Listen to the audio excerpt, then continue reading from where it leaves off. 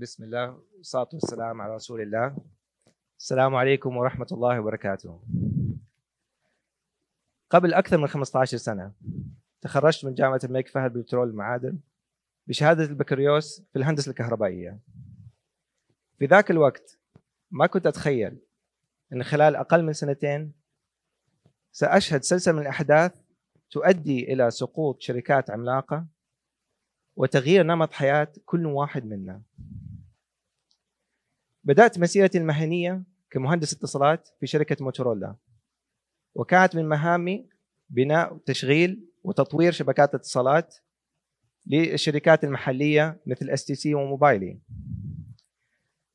وشاهدت في تلك الفترة تطور التقنية من الجيل الثاني إلى الثالث ثم الرابع، وكانت الجوالات في عصر الجيل الثاني تستخدم فقط للمكالمات الصوتية أو رسائل نصية، ولكن مع التطور من الجيل الثاني إلى الثالث بدأت تطبيقات جديدة مثل استخدام البيانات والتواصل بالإنترنت. وكنا عندما نعمل على قياس أداء الشبكات نرى نمو هائل جدا في الطلب على البيانات، بل يتضاعف عام بعد عام. وكنا نرى شريحة من المستخدمين كانوا يستخدمون البيانات بشكل أكبر من غيرهم، وكانت هذه الشريحة في نمو متزايد. فمن هم هؤلاء الذين سببوا ضغط على الشبكة؟ اضطرت من خلالها شبكات الاتصالات أن تستثمر أكثر فأكثر في البنية التحتية لتلبية طلبهم. في عام 2007 أنشرت مجلة فوربس في مجلتها في شهر 11 على الغطاء العنوان التالي: نوكيا، من يستطيع أن يلحق بملك الجوالات؟ وفي نفس العام، نفس الشهر، نفس اليوم، قامت مجلة تايم ماجازين في مجلتها بنشر العنوان التالي: أفضل اختراعات عام 2007، وعلى الغطاء صورة للآيفون. من بعدها بدأ تسلسل ما يسمى حروب الجوالات أو حروب الهواتف الذكية التي تركت وراءها ضحايا. في عام 2012 قامت شركة موتورولا بالانسحاب وبيع قطاع الجوالات إلى شركة جوجل. وفي عام 2014 نوكيا الذي كان يتوج بملك الجوالات قام ببيع قطاع الجوالات إلى مايكروسوفت. ولكن لم ينتهوا الضحايا هناك. في عام 2009 قام بضع شباب بالعمل على تطبيق بسيط في جراج كان اسمه واتساب. كم واحد منكم يستخدم الواتساب اليوم؟ يغني عن التعريف. في عام 2010 شركة سكايب أطلقت تطبيق سكايب فويس كولينج على الهواتف الذكية أيضا. هذه التطبيقين وغيرها من التطبيقات اللي جت وراها أدت إلى هجوم مباشر على مصدر دخل شركات الاتصالات التقليدية، المكالمات الصوتية والرسائل النصية. أدت إلى خسائر عالمية تقدر بالمليارات على شركات الاتصالات. وفي بعض الدول اضطرت الحكومات بالتدخل لحجب هذه التطبيقات أو القيام بوضع قوانين تحمي الشركات المحلية. وكنت في ذلك الوقت أسأل نفسي كيف تسقط هذه الشركات العملاقة؟ وما الذي جعل بعض الشركات تستطيع أن تنجح وتنمو في ظل هذه التغييرات؟ في عام 2016 قام منتدى الاقتصاد العالمي أو الورلد ايكونوميك فورم بنشر تقرير يعلنون بها أننا دخلنا فيما يسمى بالثورة الصناعية الرابعة. ومن ينظر إليكم من التاريخ، الثورة الصناعية الأولى أو الثانية أو الثالثة، سيرى أن مع كل ثورة صناعية أتت عدة إبداعات أدت إلى تغييرات هائلة، أدت إلى تغيير أيضا في الموازين الاقتصادية بين الشركات والقطاعات والدول. ولذلك نرى اهتمام كبير من حكومتنا الرشيدة في رؤية 2030 على بناء البنية التحتية الرقمية القوية، وكذلك الكوادر البشرية التي ستساعدنا على توطين التقنية وبناء مستقبل مزدهر للمملكة العربية السعودية. الثورة الصناعية الرابعة لها خصال تميزها عن الثورات الصناعية السابقة. الأولى أن هذه التغييرات تحدث بسرعة وتسارع لم نشهده من قبل. فالتقنيات الجديدة مثل ال 5G وال IoT Augmented Reality Virtual Reality الذكاء الاصطناعي ال 3D Printing البلوك تشين والفinTech كلها قاعد تطلع في نفس الوقت وبسرعة وبتزايد، وما زالت بعض التطبيقات لم يتم اكتشافها بعد وكيف ستؤثر على حياتنا اليومية. الخصلة الثانية أن تصرفات المستهلكين تغيرت. أنا على جيلي ما شفنا الجوالات إلا بعد التخرج من الثانوية، وما شفنا الهواتف الذكية إلا بعد عدد سنين من المسيرة المهنية. أما اليوم لا يكاد طفل يولد من بطن أمه إلا هو الهاتف الذكي في يده. توقعاتهم اعتياداتهم تغيرت. الخصلة الأخيرة اللي بذكرها اليوم أن هذه التغييرات والتحول الرقمي يحدث في جميع الدول وفي جميع القطاعات في نفس الوقت، والحاجز الذي كان بين القطاعات المختلفة وبين العالم الحسي والعالم الرقمي بدأ أن يتلاشى. في عام 2016 أيضا قامت جامعة IMD في سويسرا بنشر دراسة يقومون فيها بتشبيه هذا العالم الرقمي المتغير بالدوامة الرقمية Digital Vortex.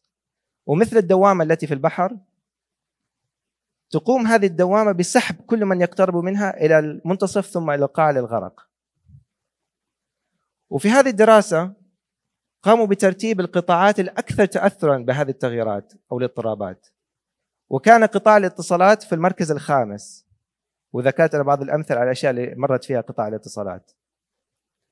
في عام 2019 قاموا بتجديد هذه الدراسة وتحرك قطاع الاتصالات من المركز الخامس إلى الثالث، يعني أقرب إلى القاع.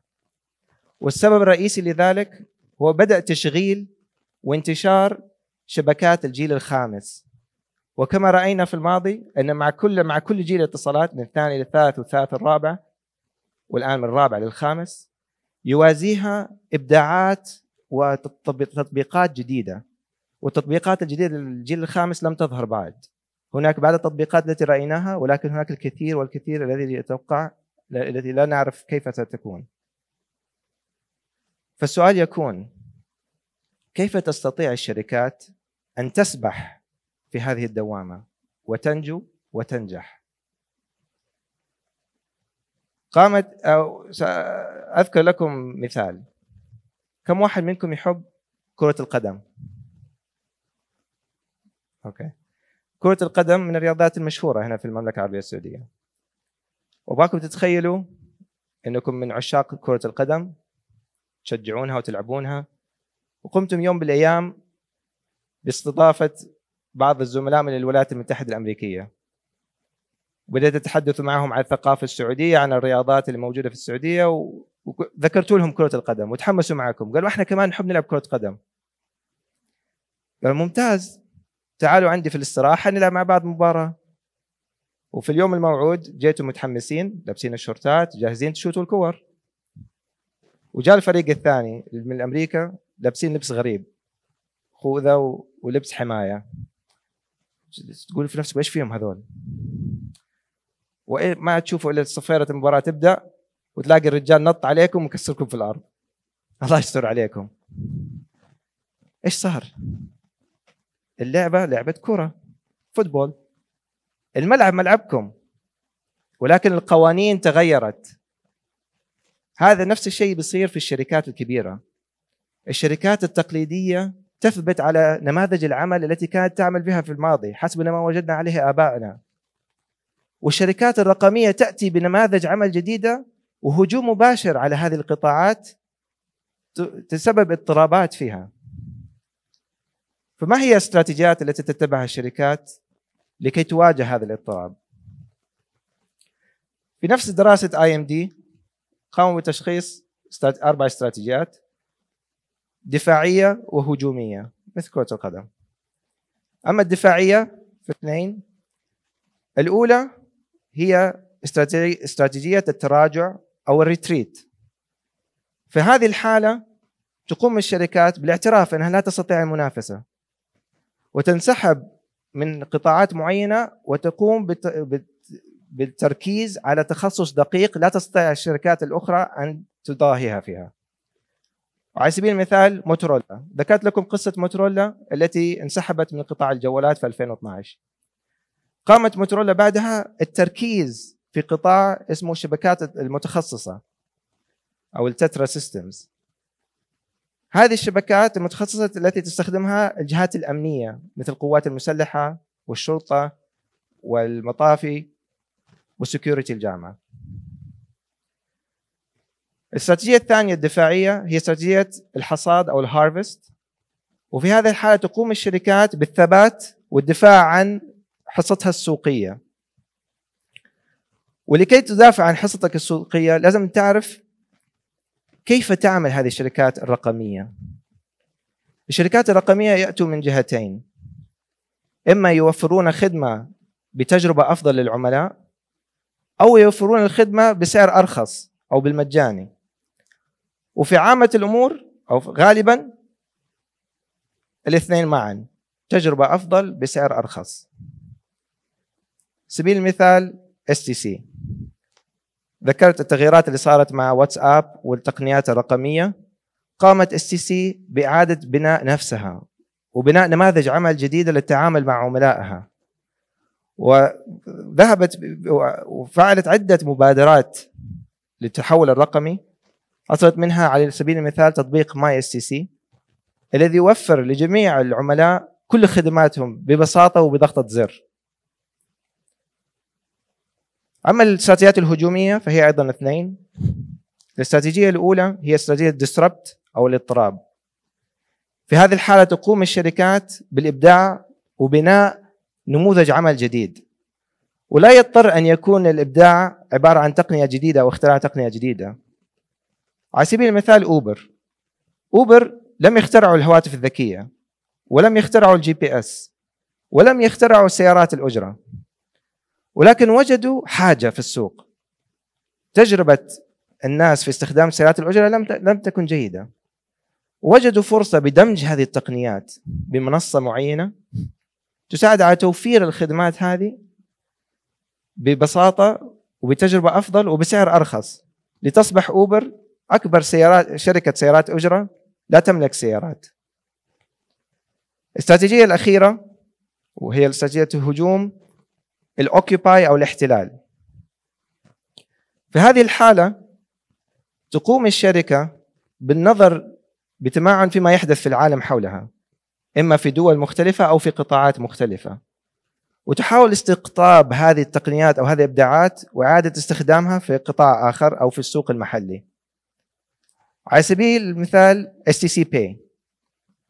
STC شركة اتصالات، والفinTech لم تخترعها STC، ولكن بدأت تقنية الفinTech تظهر في العالم ساحة العالمية، وانتشرت انتشار أكبر في دول الصين ودول آسيا. وقامت STC بإعادة بناء هذه التقنية وتوطينها وبناء حولها شركة اسمها STC Pay توفر الخدمات، والآن تنافس في القطاع المالي. فاستطاعت من خلال شركة اتصالات أن تدخل في القطاع المالي وتفتح مدخل للدخل جديد.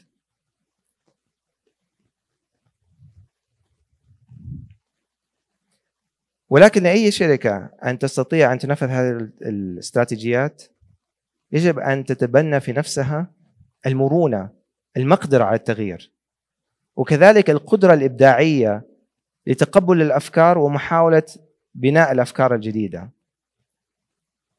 وهذا لا ينطبق فقط على الشركات، ولكن عليكم أيضا كأفراد.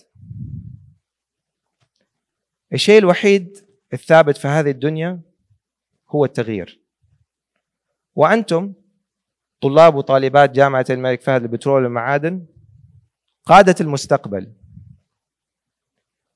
ستواجهون التغييرات يمكن من أول يوم خروجكم من الجامعة. فهل أنتم مستعدون؟ من تعلم العلم بأن يحفظ المواد سيجد أن كثير مما حفظه سينساه أو سيتغير خلال عام أو أقل. ومن تعلم أن يجد المعلومة وكيف يحلل المعلومات ليستخدمها سيكون أكثر جاهزية لهذا العالم المتغير. هناك مقولة إنجليزية: أعطي شخص سمكة تغذيه اليوم، علم الشخص أن يصطاد تغذيه لمدى حياته. شكرا لكم.